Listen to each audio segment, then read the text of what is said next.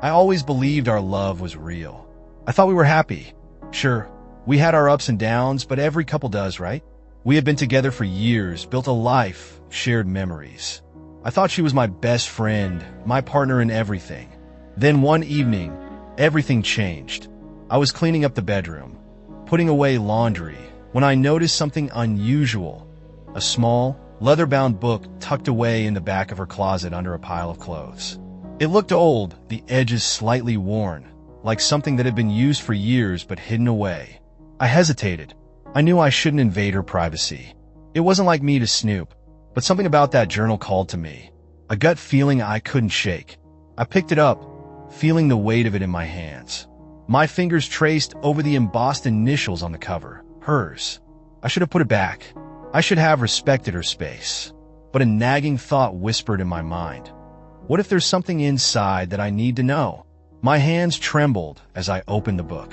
The first few pages were innocent. Ramblings about her day, notes about work, complaints about the weather. But as I flipped further, my heart sank deeper with every word. I don't even know why I married him. I just needed stability. I blinked, rereading the sentence, hoping I had misunderstood. But there it was, written in her familiar cursive, a truth I had never even suspected. My stomach clenched, but I forced myself to keep reading. He's so pathetic. The way he looks at me like I'm his whole world makes me sick. A lump formed in my throat. My mind raced. Was this some kind of twisted joke? Page after page, I uncovered more. She despised me. Every loving moment we had shared, every affectionate word she had spoken, it had all been a lie. She wrote about how she couldn't stand being around me, how she had been planning her escape for months. And then I saw it, the final entry, the one that shattered everything. I need to figure out how to leave him without losing anything. Maybe I can make him feel guilty, so he gives me everything in the divorce. My hands clenched the book so tightly my knuckles turned white. This wasn't just betrayal. This was manipulation, deception, a game she had been playing for years while I lived in ignorant bliss. My vision blurred with rage, my pulse pounding in my ears. She thought she was in control. She thought I was weak. She had no idea what was coming next. This wasn't over, not by a long shot. I closed the journal, my fingers trembling as I set it down. My breathing was shallow, rapid. I felt like I had been punched in the gut, the wind knocked out of me by the weight of her words. For years, I had loved her. I had trusted her. I had built a life around the belief that we were a team, that we were in this together. But she had never felt the same. I sat in silence for a long time, staring at the book as if it might change what it had revealed. My mind was a whirlwind of memories, now tainted by the truth I had uncovered. Every laugh, every kiss, every whispered, "I love you," was now a cruel joke. Then the anger came, a deep, seething fury that burned away the initial shock and sadness. She had been playing me for a fool. She had been planning to rip my life apart while smiling in my face. And worst of all, she thought I was too stupid to ever figure it out. But she was wrong. I wasn't just going to sit here and let her win. If she thought she was the only one capable of scheming, she was about to learn just how wrong she was. I grabbed my phone and started taking pictures of every single page. Every vile thought she had written, every lie she had told, every secret she had kept. It was all going to be used against her. I wasn't going to confront her. Not yet. That would be too easy. No, I was going to let her think she was still in control, still winning this sick game she had created. I needed a plan, a way to make sure she lost everything. And when the moment was right, I was going to watch her world crumble, just like she had planned to do to mine. She wanted to play games? Fine, let's play. If she thought she could manipulate me into handing her everything in the divorce, she was about to be in for the biggest shock of her life. She had spent years lying to me, planning her escape like a thief in the night, but she underestimated me. She thought I was weak. But now I was the one in control. I spent the next few days acting as if nothing had changed. I still kissed her goodbye in the morning, still asked about her day, still played the role of the doting husband. But inside, I was a storm brewing, meticulously crafting every step of my revenge. First, I secured my finances.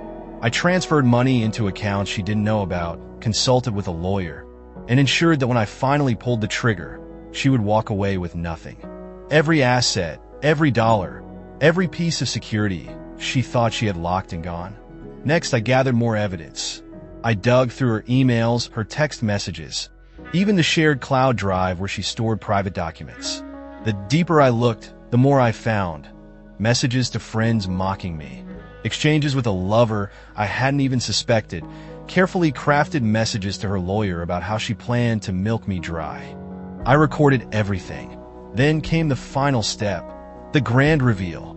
I arranged for a special evening, a gathering of friends and family, a celebration in our home.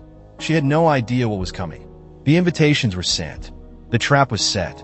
And when the night arrived, she would be the one exposed. She thought she had won. She thought she had everything figured out.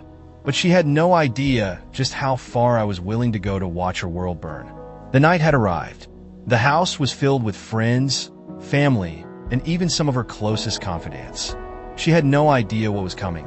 She smiled, laughed, played the perfect host, completely unaware that the life she had so carefully constructed was about to come crumbling down around her. I stood in the center of the room, watching her, observing every fake smile, every casual touch on someone's arm as she played her role. My heart pounded in my chest, but I kept my face calm, composed. Then it was time. I raised my glass, clearing my throat. Everyone, I'd like to say a few words. Tonight is a special occasion, and I wanted to share something truly heartfelt. She turned to me, smiling, clueless. I pulled out her diary, the very book that had shattered my world. The color drained from her face the moment she saw it. This, I said, holding it up, is my wife's diary. And inside, she has written some very personal thoughts. Thoughts I believe you all should hear. The room fell silent. Whispers passed between guests. Her parents exchanged nervous glances. She shook her head subtly, pleading with her eyes. But I wasn't stopping now. I opened the book and began to read. I don't even know why I married him. I just needed stability. A gasp rippled through the crowd. Her mother clutched her chest, eyes wide with disbelief. He's so pathetic. The way he looks at me like I'm his whole world makes me sick. I looked up at her. Her hands were shaking, her lips parted in stunned silence. The murmurs grew louder. Last night with her secret lover was amazing. I can't believe he has no idea. And then, the final blow. I need to figure out how to leave him without losing anything. Maybe I can make him feel guilty, so he gives me everything in the divorce. The room erupted. Friends muttered in shock. Her father looked at her with pure disgust. The perfect world she had built was collapsing in real time, and she had nowhere to run. She turned to me, desperation in her eyes. Please, we could talk about this. I smiled. Oh, we will. But not here. Not now. And definitely not on your terms. I reached into my pocket and pulled out an envelope. Divorce papers, already signed on my end.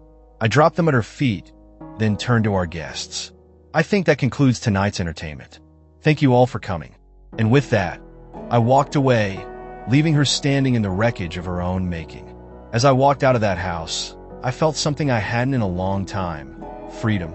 The weight of betrayal, the lies, the humiliation, it was all gone. I had ripped the mask off her carefully constructed world, and now she had to live with the consequences. The fallout was swift and merciless. The moment I stepped out, my phone buzzed with messages from mutual friends, some in disbelief, others offering their support. A few were even apologizing for not seeing the truth sooner. Her parents left almost immediately after me. Her father, a man of quiet discipline, had uttered only one sentence before walking away. I didn't raise my daughter to be this kind of person.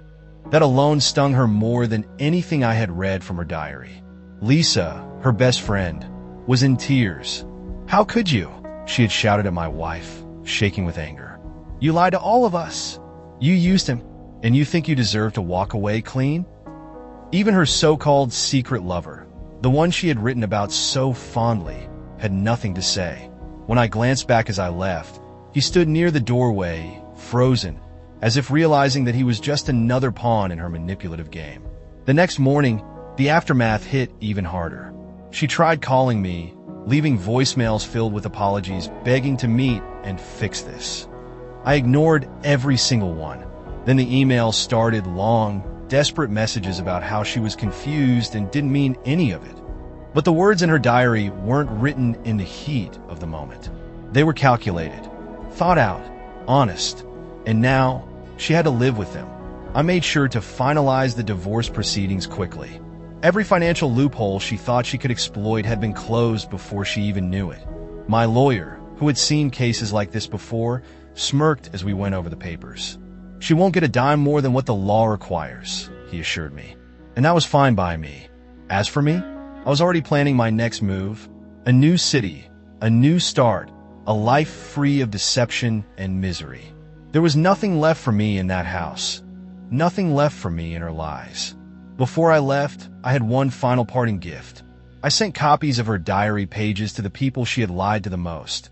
Her family, her friends, even her workplace. Not to be vindictive, but to make sure the truth was never hidden again. And as I packed the last of my things and stepped into my car, I left a single note on the kitchen counter, right next to where she used to leave me little love letters all those years ago. It read, "You should have been more careful with your words. Now, you have to live with them." And with that, I drove away, leaving the past in my rear-view mirror. Leaving was easier than I thought. The house that had once felt like home was now just a shell, a place filled with ghosts of a life that never truly existed.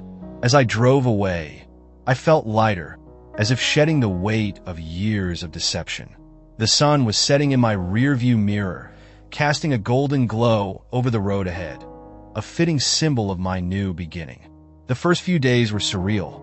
I had spent so long wrapped up in a marriage that was built on lies that I almost didn't know what to do with my newfound freedom.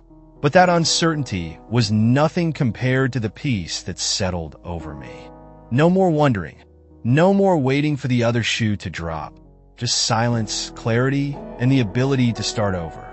I moved to a new city, found an apartment that was mine and mine alone, and started fresh. Work became my focus, a welcome distraction from the past.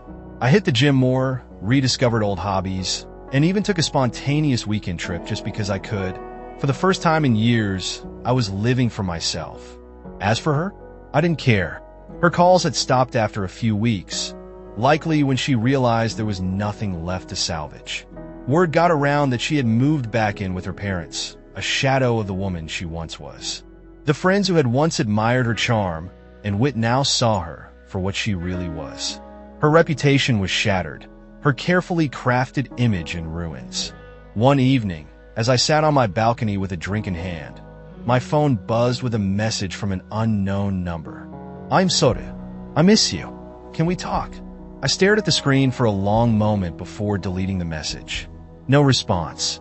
No hesitation. Just a clean break. Because for the first time in a long time, I was finally free. Months passed and life slowly settled into something that felt normal. No, better than normal. It felt real. I was no longer living in someone else's game. No longer a pawn in a rigged match. Every morning, I woke up knowing I was in control of my own life. I had changed. The pain of betrayal had carved away the naive man I used to be, replacing him with someone sharper, stronger, and more aware.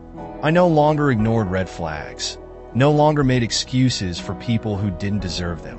And most importantly, I no longer gave my love blindly. One evening, while out at a cafe, I met someone new. It wasn't planned, it wasn't forced, it just happened. Her laughter was genuine. Her eyes held no hidden agendas.